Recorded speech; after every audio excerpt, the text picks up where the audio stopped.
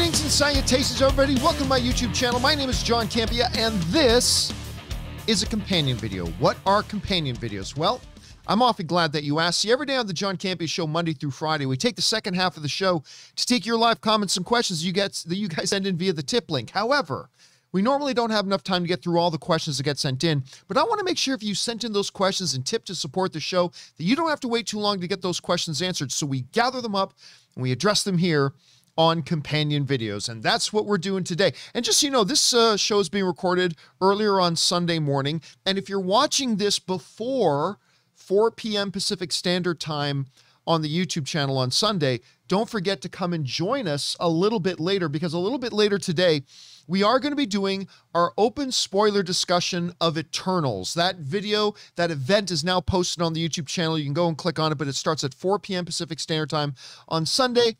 For some of you, you're watching this video after that's the way it happened, but you can still go back and watch it. It's still there on the YouTube channel. So why don't you go over and check that out? And I hope to see you guys there. Okay, guys. With that down, let's not waste any time and get caught up on your questions. We're going to get things started off here with Sam Fisher, who writes, I saw Dune last Saturday and I loved it. The visual effects, the acting, Zimmer's score. I thought Momoa stole the show as Duncan Idaho, but explain something to me. Why does he have 3 styles of facial hair in this movie? Well, that's a good question, but I guess when you think about it, when we first meet Duncan, he's still on the Atreides homeworld. When we next see Duncan, he has been acclimated to living on Arrakis and living amongst the Fremen. And then when we later see Duncan, he's now back, with the home base of House Atreides, and he's retrimmed up again. I mean, that would be my best guess, but other than that, I got to admit, I didn't even really notice, Sam. All right, next up. Sam Fisher also writes, one of the many things I collect are t-shirts. You and Robert Meyer Burnett both. I have a t-shirt that says in gold Star Wars font, may the F equals MA, that's force equals mass times acceleration, be with you. I also have a shirt that I'm wearing to Eternals this weekend with a Jack Kirby head with a cigar and crown drawn in his style. That would be a pretty cool shirt to see. That is a shirt that I think Robert Meyer Burnett would absolutely wear. I hope you had a good time watching Eternals, Sam. All right, next up, Jacob K. writes, hey, John. I found that my enthusiasm towards the MCU has dwindled. I attribute it to the Disney Plus shows, which now tie into the overall story. I personally don't have time to watch a 20-hour series. Well, they're not 20 hours. They're more like 6 hours. But at any rate, let me try this again. I personally don't have time to watch a 20-hour series. Not do I want to buy Disney Plus. I feel like I'm missing out. Thoughts? I would say this. I've mentioned this before.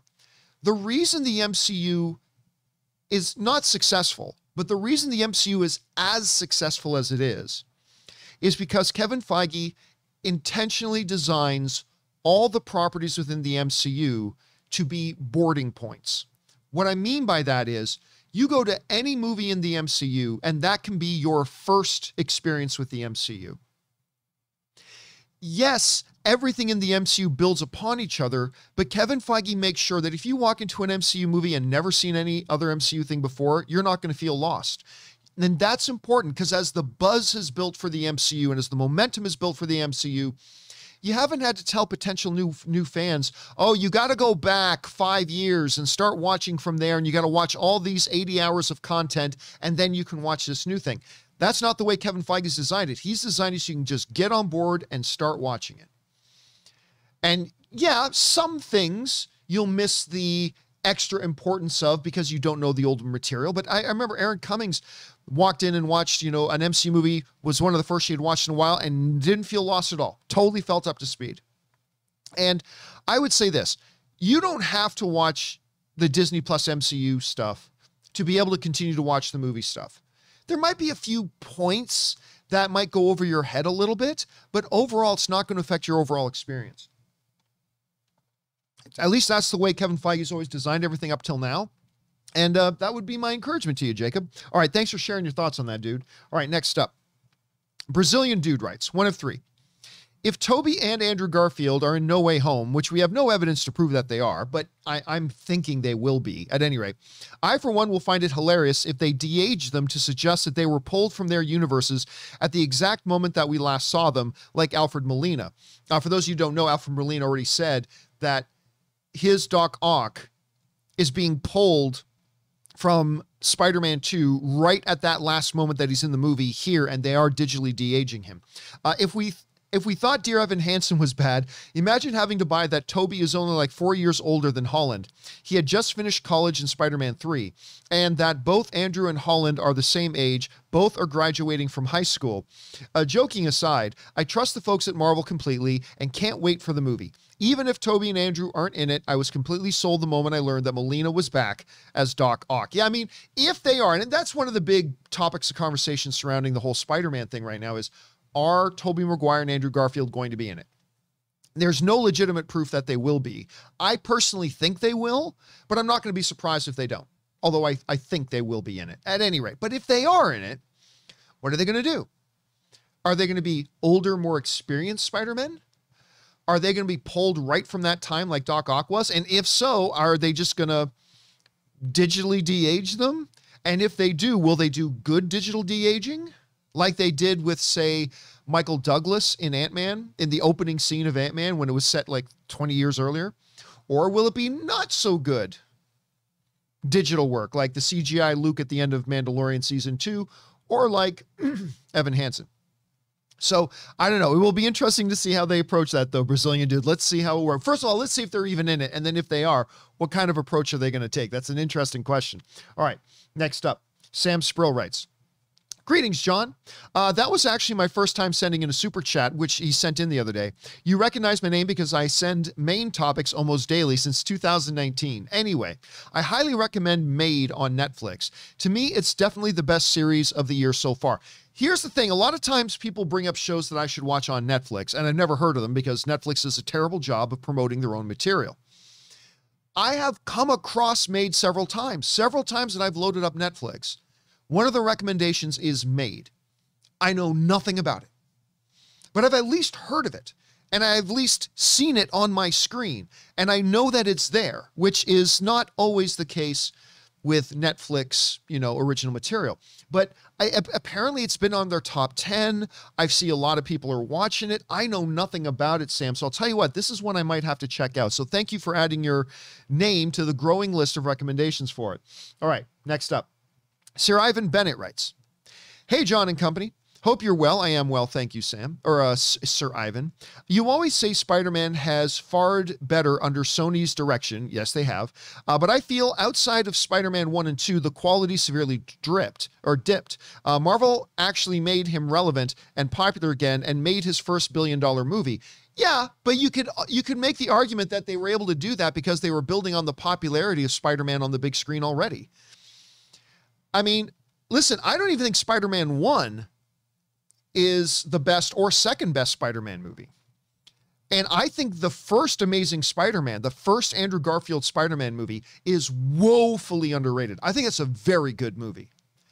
But listen, the fact of the matter is, in my opinion, that Sony has made at minimum 2, maybe 3 better Spider-Man movies than Marvel ever has.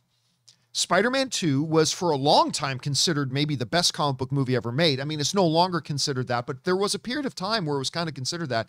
And it's still in most comic book movie fans' top 10 greatest comic book movies ever. And then Into the Spider-Verse, it wasn't just my favorite animated film of the year. It was the best comic book movie of 2018. And yes, that was the same year that Black Panther and Infinity War came out. I think Spider-Man Into the Spider-Verse. And that's a movie that for an entire year before I came out, I crapped all over. This movie does a dumb idea. Nobody wants to see a Miles Morales. Oh, look at that trailer. That animation style looks dumb. Oh, this isn't going to do any good. That was me. That was all John. Did you not remember? That's exactly how I sounded in 2018. But that was me. And then I saw it. And oh my God, like it was one of the most delightful movie-going experiences I've had in years. It was so good. I actually thought it was the third best movie overall, period, of 2018. I legitimately thought it should have been nominated for Best Picture. I mean, it won the Academy Award for Best Animated Feature, but it should have been nominated for Best Picture. The only two movies that I thought that were better than it in 2018 were A Quiet Place and Black Klansman. Those are the only ones that I thought were better. Other than that, I thought it was the third best movie of the year. At any rate, at minimum, two Sony Spider-Man movies are better than anything Marvel's ever made Spider-Man-wise. Maybe three if you want to count Spider-Man 1. Like, I know some people would put the first Sam Raimi Spider-Man movie over Homecoming or Far From Home. But look, the fact of the matter, and you know, look, obviously Spider-Man 3 was a drop. Obviously, The Amazing Spider-Man 2 was a drop. But Sony has made better Spider-Man movies than Marvel has. Sorry, but that's what it is. That's what it is. I don't say that to imply that Marvel's not done a good job. They've done a great job. Under Kevin Feige and director John Watts, they made two, and I'm anticipating the third, but already two delightful Spider-Man movies that I really enjoy, Homecoming and Far From Home. They're wonderful. What I am saying, though, is that this short-sighted doom and gloom, oh, Spider-Man will suck if it goes back to Sony. I'm just pointing out that that's bullshit. They've made better Spider-Man movies. They've also made some bad ones. Absolutely they have. Don't deny that. But this bullshit narrative that, oh my gosh, if Spider-Man goes back to Sony, all is lost. Wow, short-term memory, man. Short-term memory. Now look, No Way Home might suck. If Spider-Man goes back to Sony, the next Spider-Man movie they make might suck. But I think there's really good reason to believe, and track record to believe, that No Way Home is going to be pretty damn good, and that if Sony makes the next Spider-Man movie, coming off Spider-Man Into the Spider-Verse, I think there's good track record to show that it could be pretty good. They could suck, could be good, we'll see. I just reject this short-sighted notion that, oh, Spider-Man's ruined if it goes back to Sony. No, they've made better Spider-Man movies than Marvel has. They've also made worse ones. But again, I just reject the notion that it's just automatically, it's a done deal. Spider-Man sucks if he goes back to Sony. Again, I think that's incredibly short-sighted. But that's just me. Again, and if he stays at Marvel, I have all the confidence in the world that Marvel will continue to do a good job as well. I ain't saying he has to go back to Sony. Oh, Spider-Man will suck unless he goes back to Sony. No. I ain't saying that at all. He's in very good hands if he stays at Marvel. I think he's also in very good hands if he goes back to Sony. I think there's some very exciting possibilities if he does go back to Sony. But we'll wait and see. Either way, I think it'll be fine. I don't think the world's going to end under either circumstances, so I think we're all going to be fine, man. All right, thanks for sharing your thoughts, Sir Ivan Ben. I appreciate that. Ordinary Human Bartender. What's the first name? Was it Frankie Daytona? I can't remember the first name. Something Daytona, Human Bartender. Of course, that's from What We Do in the Shadows, which I love that episode. Hi, John. I, unfortunately, watched Thunder Force. Sorry to hear that, man. I could see it winning Bad Comedy of the Year, but Best Comedy at the People's Choice? Is this at the home viewing norm due to Netflix's garbage films? Are people okay with this level of quality? Bring on the filthy. Yeah, look, I mean, we were joking about this the other day, that Thunder Force, one of the worst movies I've seen in years. I would say it's a top 5 worst movie I've seen in the last 5 years. It's not like in the unholy trinity of all-time worst movies, but I think very easily it's in the top 5 worst films of the last 5 years. It's a horrible movie. And I say that as somebody who really likes Melissa McCarthy a lot. And that movie's horrible. And it, of course, was nominated for Best Comedy of the Year at the People's Choice Awards, which just highlights to me why I reject all quote-unquote award shows that are voted on by the audience and that are voted on by the fans. I don't give any credibility to an award that is voted on by people who on average see 6 to 8 movies a year. Now, some people will argue no award should have credibility. Well, no, I'm sorry. When you're the Academy Awards and you're a voting base of 7,000 plus actual film professionals, actual actors and directors and writers and cinematographers and producers and executives and journalists and makeup people and musicians and on and on and on and on. When you have a voting base of 7,000 people who actually make movies voting on what they thought were the best movies of the year. I know you think you sound cool when you go, I don't think any award show has any valid, who cares about award show? I know you think you look cool when you say that. You don't. You don't. I mean, it's fine if you have that opinion. You don't have to think that award shows are the be all and end all of everything. Not at all. But I see so many people who think it makes them look cool online. They're going, oh, I don't think anybody should pay attention to the Academy Awards. They're meaningless. They think they look cool. You don't. You're talking about a voting, and it's still all subjective, but you're talking about a voting base of 7,000 plus people who actually make movies. The ones who actually make the movies. And yeah, forgive me, but I give that a lot of weight. Unlike the People's Choice Award or the MTV Movie Awards, where on average, you know, the average person who casts a vote has seen 6 to 8 movies that year. It just doesn't mean anything to me. And that's why something like Thunder Force can get nominated for a People's Choice Award. But that's just kind of my thing. All right. Anyway, next up. An anonymous viewer writes, Hey, John. I'm a middle-aged woman who enjoys Marvel and DC. I do try to keep in mind when judging a film that what I like is related to my experiences. Spider-Man is a great character, but I don't relate as strongly to the angst of a teenage boy. This is okay. Well, listen, Anonymous, you're absolutely right. Look, I would say 2 things. Number 1, you don't have to be able to relate to a film in order to appreciate it. But there is a magic that happens in movies, whether they're drama, period pieces, comic book movies, horror movies, whatever. There's a certain magic that can happen in movies that takes it to another level for you when there's something in it that really touches home for you. Maybe it's a shared experience. Quite often it's a shared experience. I often talk about going back a number of years. I was living in Saskatoon, Saskatchewan, Canada. I lived there for a number of years. I love Saskatoon.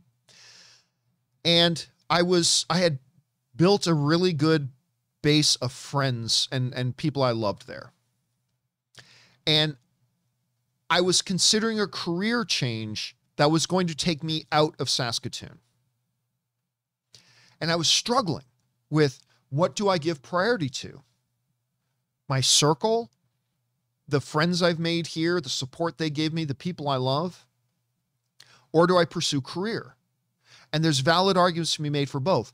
And it was while I was having that struggle that Clerks 2 came out. Wait a minute, John, is that the movie that talks about going ass to mouth and donkey shows? That had special meaning? Yeah, it did, and here's why. Because one of the main characters in the movie was struggling with the same one I was. Go and take a job, but it takes them out of town, but it would mean furthering themselves and giving them a new start and a new career and a job opportunity and blah, blah, blah. But it would mean leaving the people they know and love. And just the fact that you had this movie where one of the main characters was struggling with something I was struggling with at the time has made that movie forever very special to me. I love Clerks 2. I love that movie deeply. And I'm quite sure part of it was because I had that level of connection. So yes, you don't have to have any kind of a connection with any theme or character in a movie in order to appreciate it and enjoy it. But there is that magic that happens when you do. Like watching Onward, the animated film where Chris Pratt and Tom Holland were doing the voices of it. You know, it's about these 2 brothers who are trying to just for one day bring their father back, their father who had died many years earlier, to bring their dad back just for one day. And I'm watching this movie with my wife, Ann, and Ann's dad has just passed away a couple of years ago. And that was a very, very hard time. But we're watching this movie and Ann was smiling and crying like the whole movie, because it was speaking to an experience that she had just recently gone through herself. The movie was already good. It's a delightful, wonderful, fun little movie. But it then connected with Anne on a certain level that made that movie not just a good, fun, entertainment movie, it made it something very special to her. And that's the magic of the movies. That's the magic part there. So yeah, maybe you won't feel that magic part because you can't relate with the angst of a teenage boy, but you can still appreciate it for what it is. You know what I'm saying? So thanks for sharing your thoughts on that, Anonymous. All right, next up. Star Bucky Barnes writes, Brad Pitt, George Clooney, and Matthew McConaughey are doing a movie together. Clooney said he'll direct, Pitt says he'll act, and Matthew McConaughey said, all right, I get it. Yeah, that's true. There's a big movie coming. All right. Get it? One will direct, one will act, one will write, but he says, all right. You guys know what it is. All right. Thanks for sharing that, but I gave you the drum shot sound for that. Okay. Batman vs. Superman Forever writes, hey, John, love your show. Thank you so much. Have you seen The Jacket with Adrian Brody? I have not. I love him, and it's one of my top 5 movies of all time. I know you hate fan casting, but I want him to play the Joker in the new Batman franchise. Do you like him? What do you think? I love Adrian Brody. Academy Award winner Adrian Brody gave us one of the most memorable Academy Award moments ever. He's up on stage. I believe his award was being presented by Halle Berry for Best Actor that year. He won it and then instantly grabbed her and kissed her. It was all pre-planned, but still, it was one of the best Academy Award moments ever. I think Adrian Brody is a great actor. I love him. However, I also have a little bit of a sore spot with Adrian Brody. You see, I am not in the scoop game.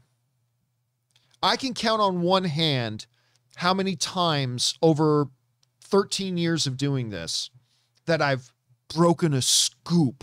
I think playing the scoop game is a fool's errand and whatever, but so I very, very, very rarely do it. The very first time, this is back when I was still doing the movie blog. The very first time I thought I had a scoop, and I had gotten it from a pretty damn reliable source. Now, this is way back in the day when everybody thought that Edgar Wright was still going to be directing Ant-Man, that Edgar Wright was going to be making Ant-Man for Marvel. And I got a tip from somebody that I considered a pretty damn reliable source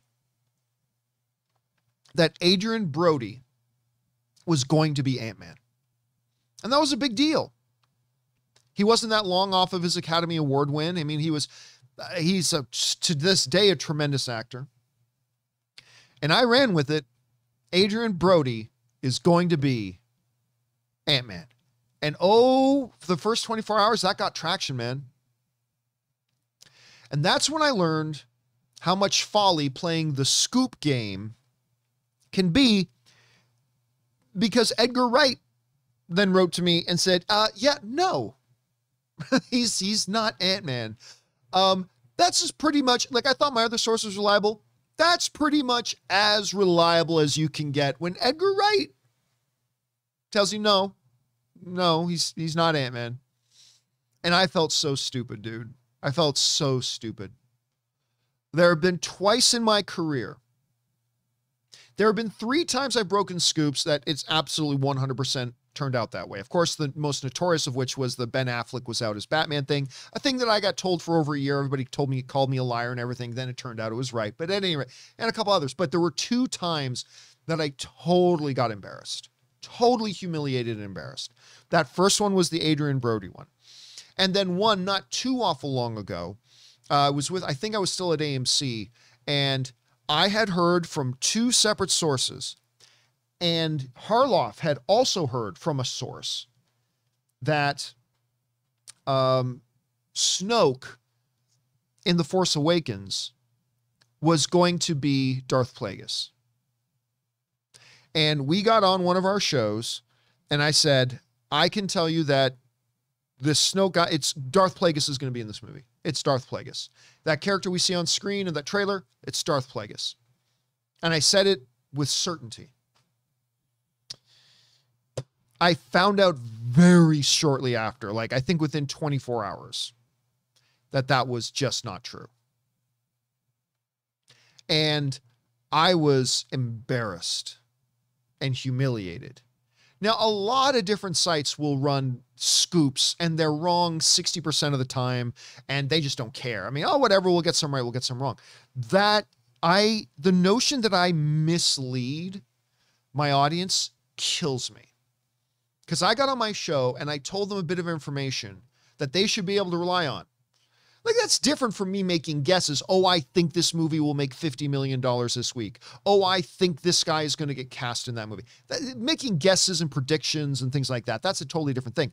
But I told my audience, as a matter of fact, that's going to be Plagueis. I didn't tell them that was my guess. I told them, I have sources. You can rely on this. That's Plagueis. It wasn't a prediction. It wasn't a guess. It wasn't forecasting. It wasn't prognostication. It was me telling my audience, you can take this as fact. I have sources that have affirmed to me, that's Plagueis. That's who it's going to be. And it wasn't. It wasn't. Oh, I was so mad. I was so mad that I had misled my audience. I was so mad that I humiliated myself. Oh my God, was I not happy.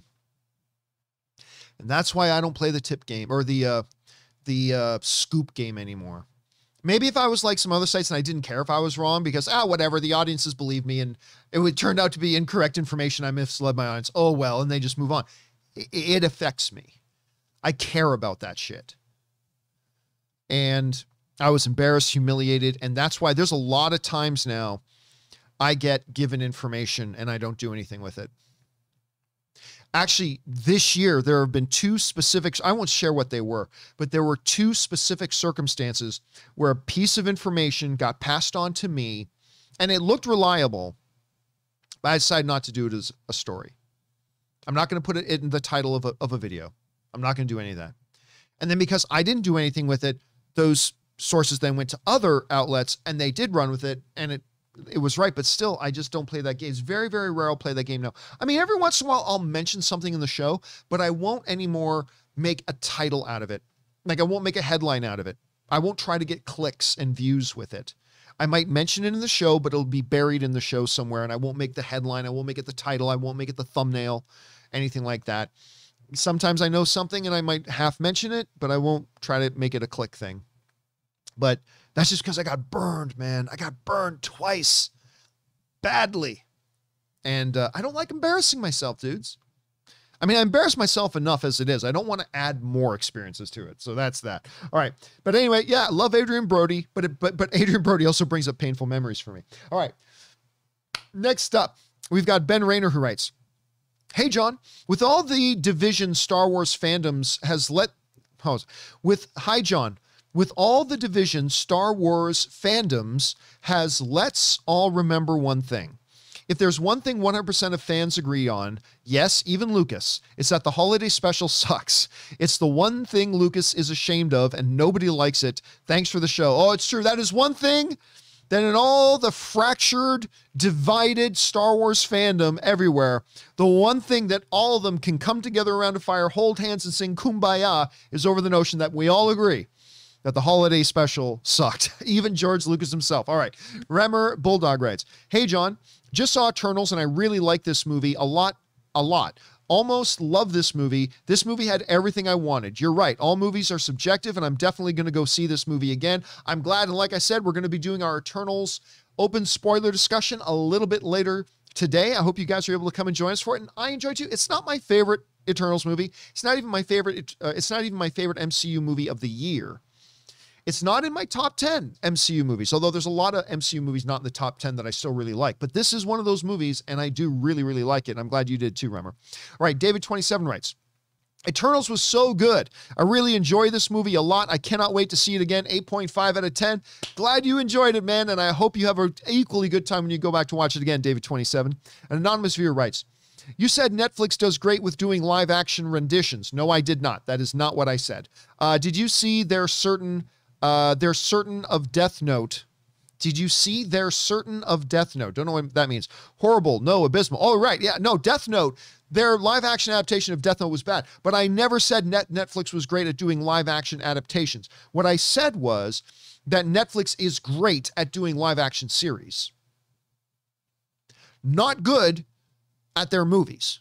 They're terrible at making they're terrible at their original movies. Terrible. Like 1 out of every 15 or 20 are any good. Well, John, that's the same ratio as regular. No, it's not. No, it's not. There are definitely bad movies and good movies, but when you just go to a movie, there's definitely a much better ratio than, 15 to 1 when you go to the theaters. But no, Netflix original movies are really, really bad with a few exceptions, but their series are great. They are great at their series. So if you're going to quote me accurately. I did not say Netflix is great at live action renditions. Didn't say that. I said they're great at their series, not so good at their movies. Death Note being a great example. That was not a very good original movie at all. All right, next up. Black Frost writes, after watching your hilarious rant about Nicole Kidman yelling at you, I went to watch Eternals at Cinemaplex, where I had to sit through an ad asking me to do my part and get vaccinated. I had to show my vaccine passport to get into the theater. That is exactly the same thing. Like I put up this video, it's up on the channel right now, but I did this. Somebody asked me something about the Nicole Kidman commercial, and I went on this rant about why is AMC showing me a commercial about AMC while I'm already sitting in an AMC theater? I'm already here, guys. You can go see that video. It's up on my YouTube channel. But that's the same thing. There's a place you have to go into where you had to show proof of vaccination to get into, which means if you're sitting in that movie theater, you've been vaccinated. Why show you an advertisement about the importance of getting vaccinated? Clearly, you're already vaccinated. There's no point. So interesting to hear, Black Frost. Interesting to hear. Thanks for sharing that, dude. All right, Tanu writes, I really enjoyed Eternals. For me, it's a top 10 MCU. A second viewing might bump it higher. Being interested in history, mythology, and theology, the world building and the pacing was not an issue for me. Yeah, you know what? That's one of the things. There are complaints I have about Eternals, and we'll go more into those in the spoiler discussion a little bit later. I do have my complaints about Eternals. I do. But the things that I appreciated about the movie outweighed my complaints about it. I'm somebody who's a sucker for really great expansion of world building and universe building. No single movie in the MCU has ever expanded their universe like Eternals does. And also I'm an armchair theologian. So the fact that they get a little bit into creation mythology and all this kind of stuff too, I find that fascinating and I really appreciated that. So Tanner, you just kind of touched on a couple of things that really made me appreciate this as well. Again, I have my complaints about the movie, which is why it's not a top 10 for me, but I thoroughly enjoyed it because these things outweigh the bad, in my opinion. All right, Jack Lumbers writes, with Netflix's cancellation policy, it's not cost-effective to continue highly viewed shows because of no new subscribers. Be any different if they had a partial ad model like Hulu, where you pay for access with ads or pay more without ads? Probably. You know, one of the things we've been talking about is the reason that something like people always asking, wait a minute, why did Netflix cancel that? This was one of the most popular shows. People are loving it because of this. Netflix doesn't care if people watch their stuff. They only care if people sign up for the service because of that content. See, that's different from the traditional television model, right? The more people that tune in and watch a show, the more money that show makes. Thus, the network wants to keep that show around for as long as possible. For something like Netflix, they don't care how many people watch a show. All they care about is this show generating new subscribers? And after about 3 seasons, Netflix's rationale is, and they're not wrong, is anybody who is going to sign up for Netflix just to watch this show has probably already signed up for it. So let's cancel Daredevil, or let's cancel this other popular show, because Netflix cancels show all the time. People always ask, that show was only 2 seasons in and it was great and people watched it. Why'd they cancel it? That's why. Because they don't care how many people watch it. They don't even care how good it is. They only care about, does it generate new subscribers? Which is the total opposite metric of success from traditional cable networking shows. So if a show keeps getting an audience, that show will stay on. Hell, Supernatural stayed on for 15 seasons because people kept watching. And that's how they made money. That's not how Netflix makes money. Could it fundamentally change could it theoretically change their fundamental model if they had an ad-based thing? Maybe. But Netflix would also face a revolt of their customers if they introduced ads.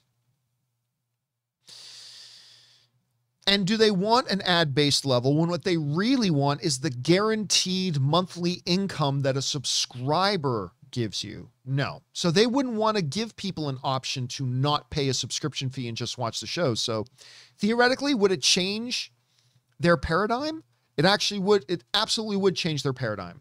But are they ever going to do a pay level model? I don't think so, because where they make their money is from the subscribers. So that's my guess on that. Great question, Jack. All right, next up. Peter Cunnington writes, John, if you like the popcorn they sell at AMC theaters, apparently starting next year, they're going to sell it in shopping malls and supermarkets. And I think you can even have it delivered to your house. Yeah, I did see that. You look, a number of movie theaters to try to generate revenue during the darkest days of the pandemic were trying to sell their popcorn and concessions outside of the theater. Not a bad idea. I don't know how much money it actually generated, but it's not a bad idea.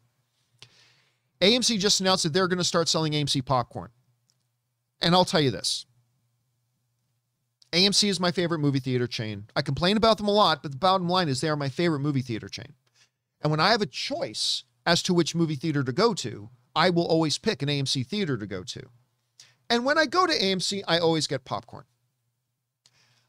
But I'm not going to lie to you. AMC's popcorn is not the best popcorn in the movie business. When I would go to a Landmark theater or a Regal, I usually end up, especially when I used to go to ArcLight, I really would prefer the popcorn of these other places. But at the end of the day, popcorn is a butter delivery device. So if I can't have that hot butter to pump onto the popcorn and just the popcorn itself, I don't know if I'd be interested. I have literally bought popcorn before.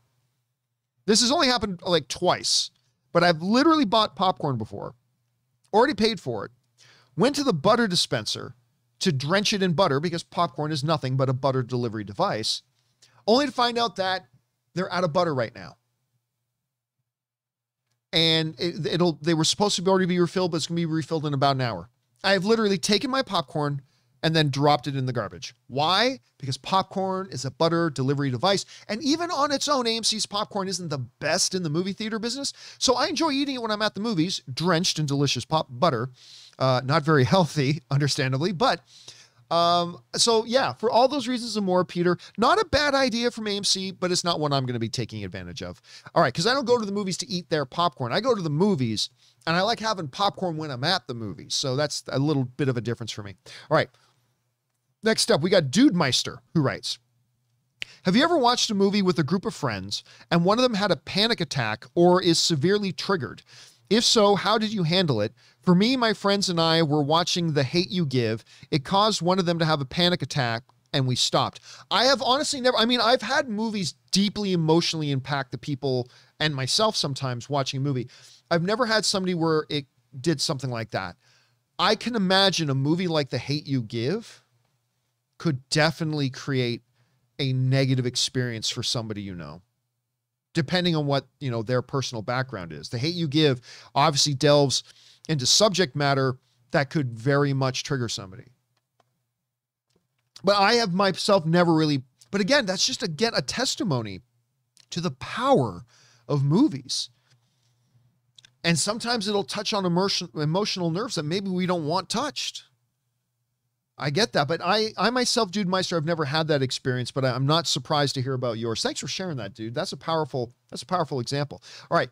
Fanimator writes, when I booked tickets for an opening night showing at the AMC Navy Pier IMAX Theater for Star Wars Episode 9, I invited 15 friends to come.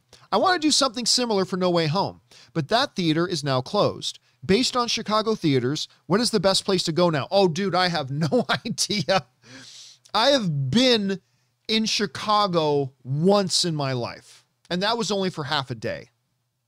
So I know nothing about the movie theater landscape in Chicago. What I will say, though, Fanimator, is that is a really cool thing to do. I know Ann and I just recently, I think it was Shang-Chi's first week that was out, Ann and I booked a private theater at an AMC Theaters in Orange County, and we booked a private theater there in Anaheim, or right beside Anaheim.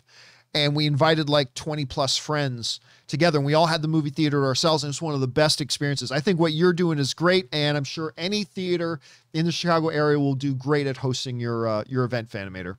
All right. Fanimator also writes, what do you think No Way Home makes opening weekend? Hard to say. I first thought it would make Infinity War numbers, no chance. However, I'm now guessing around 150 to 200 million. Either way, it will annihilate the pandemic box office record. When the tickets go on sale, I'm buying right away. It's so hard to say right now what we think it's actually going to make, because we are still living in the pandemic recovery era. Like, there hasn't been one that's cracked 100 million yet. There have been several big wins. Fast 9 was a big win. Shang-Chi was a big win. Black Widow was a big win. Obviously, the biggest one was Venom. Venom was the biggest win because that one made a little over 90, I think. At any rate, Spider-Man will be the first one to crack 100 million. But I need to see the posters, which we haven't seen yet, and we need to see another trailer and really get a little bit closer to start feeling the buzz. Now, I already believe it'll be over 100 million, 150 million, maybe. But again, let's get a little bit closer before I start making guesses like that, Fanny Mae. But I will say I absolutely think it'll be the first to crack 100 million in this post-pandemic era. I think it'll be the first one to crack 100 million. All right, next up. Brooks Kirk writes, "Hey, John, I've been hearing some buzz about the Snyderverse being continued after Discovery takes over Warner Brothers next year. Don't believe it. I'm not sure if this news has any merit to it. It doesn't. Do you think there's a chance Zack could eventually continue this story? Nope. Even as Max Originals? No. But listen, a lot of people define the Snyderverse as just the mainline DCEU. Like, some people think Wonder Woman is Snyderverse. And if you consider that, then yes, the DCEU story is continuing. We got more Aquaman coming. We obviously have more Wonder Woman coming. These things are happening. So if you consider that Snyderverse, then yes, that is continuing. Even though there's going to be other stuff as well, like Robert Pattinson's Batman. If you consider Snyderverse that Zack Snyder is going to come back, no, he's not coming back. I mean, look. We live in a world where absolutely anything is possible. Anything is possible. In a world where Jamie Foxx is coming back to play Electro, anything is possible. So this falls under that category of anything's possible. But is it likely? No, I don't believe it's likely at all. I think it's very, very, very unlikely. I'm not saying there wouldn't be good things or bad things about it. I'm just saying, you're asking me, is that actually going to happen? I would say no. But again, we live in a world where Jamie Foxx is playing Electro again, so anything can happen. Anything can happen. All right, next up. Let's see here.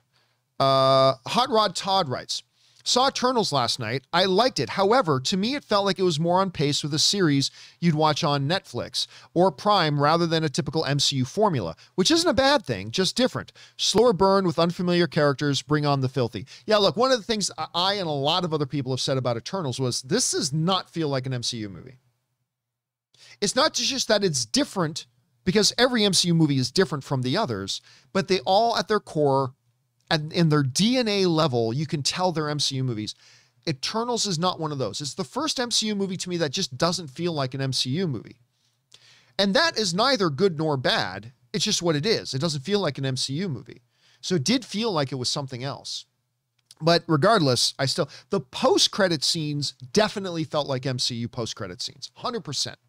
But the movies didn't for me, so it's interesting. All right, thanks for sharing your thoughts, Hot Rod. Next up, Your Name writes, "You mentioned watching streaming shows, example Mythic Quest, which I'm very excited that they've got 2 more seasons of that coming. Streaming don't have problem of local affiliates preempt shows. This fall, CW affiliate preempts Thursday shows for high school football. Shows aired Sunday evening, now Thursday late night." Yeah, I mean, that's true. Like, for a lot of traditional broadcast television, sometimes if your regular scheduled show is on a Wednesday, well, guess what? If there's a big game, they might show that and move your show. If the Academy Awards are being broadcast on that network, they might move your show. If there's world-shattering, news breaking, they might preempt your show and move it or something like that. That doesn't happen with streaming. I'm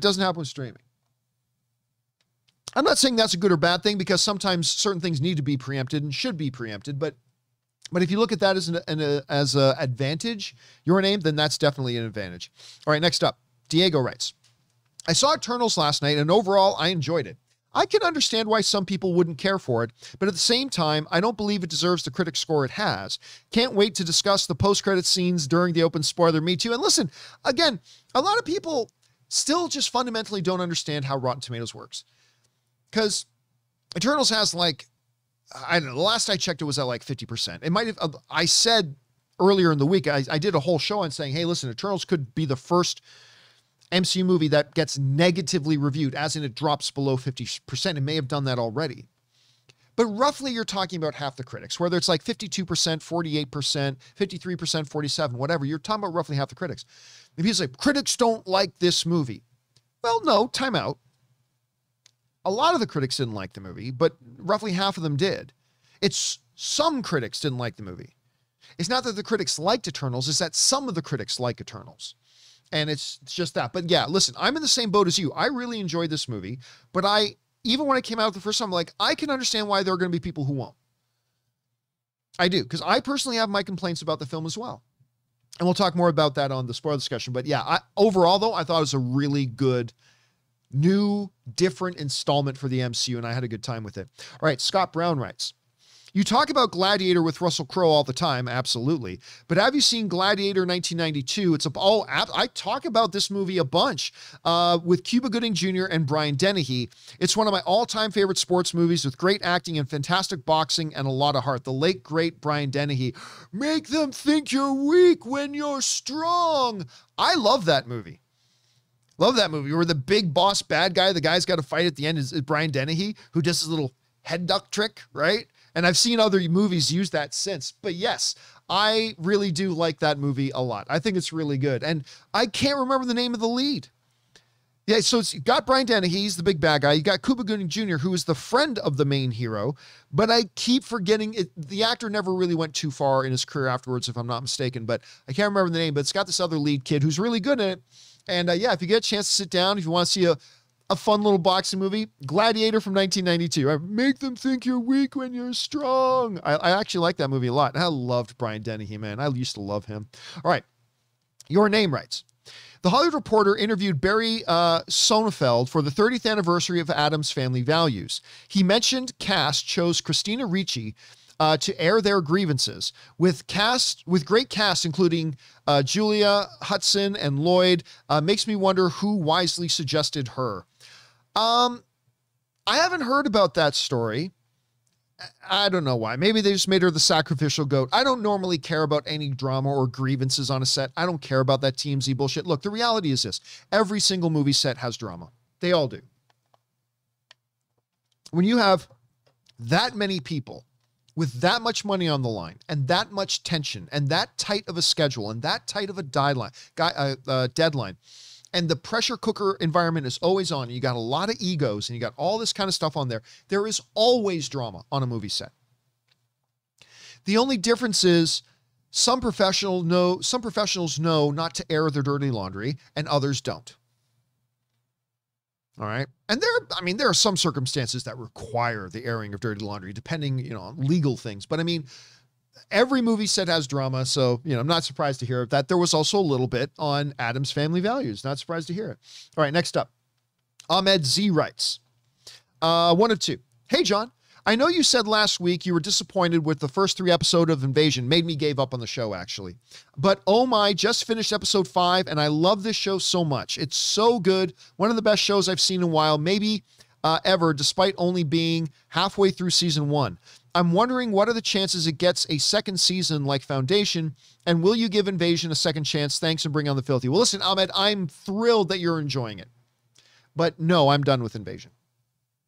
I'm not telling other people they shouldn't watch it. I'm not calling for a boycott of Invasion.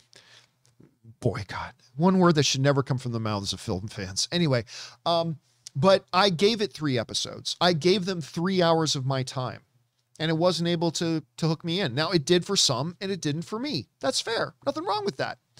So I do not hate Invasion, but no, I won't be giving it another chance. What are the chances it gets a second season? I got to hear how it's performing, and I haven't heard any information on how the show is performing. But I do know one viewer who did try the first 3 episodes and then ditched, and that's me, and I already gave them 3 hours.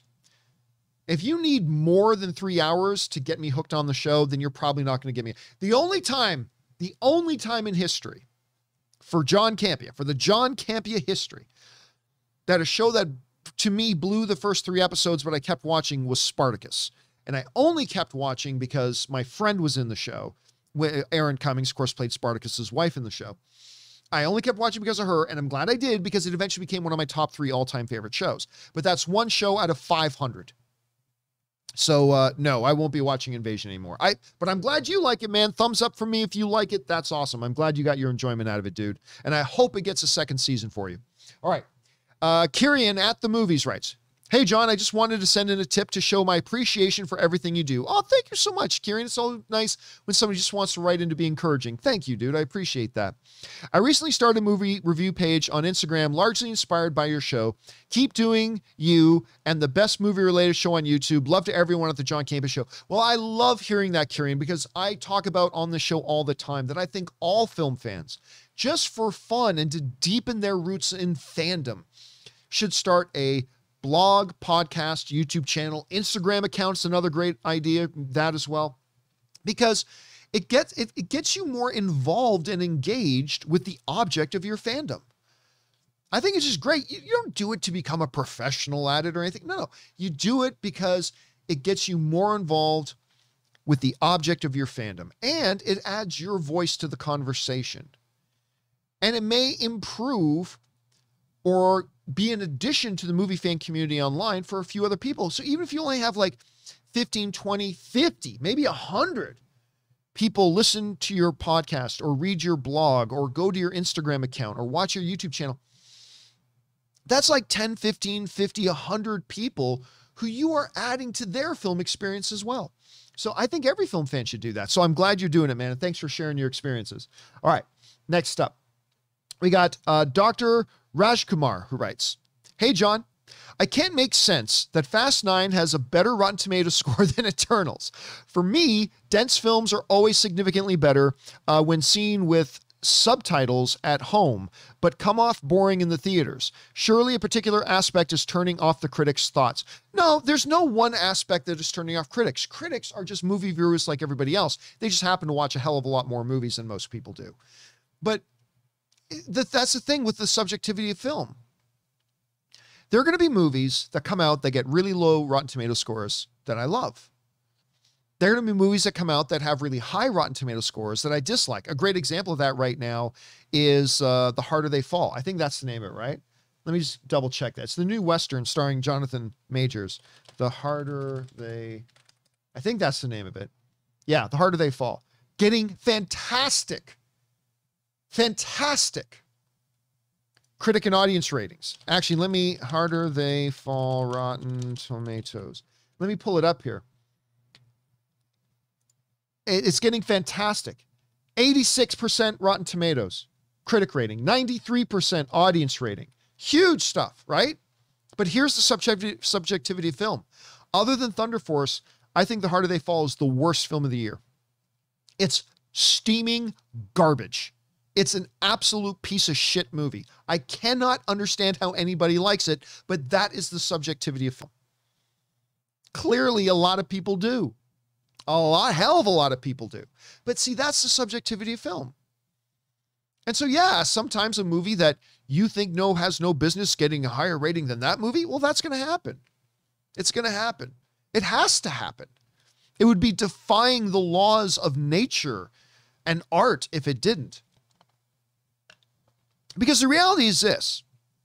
While there are definitely times that a highly reviewed movie, audience and critically, like The Harder They Fall comes out that I think is total shit, or a low reviewed movie critic-wise and audience-wise comes out that I think is great, the reality is the vast majority of time I generally find that I agree with the majority.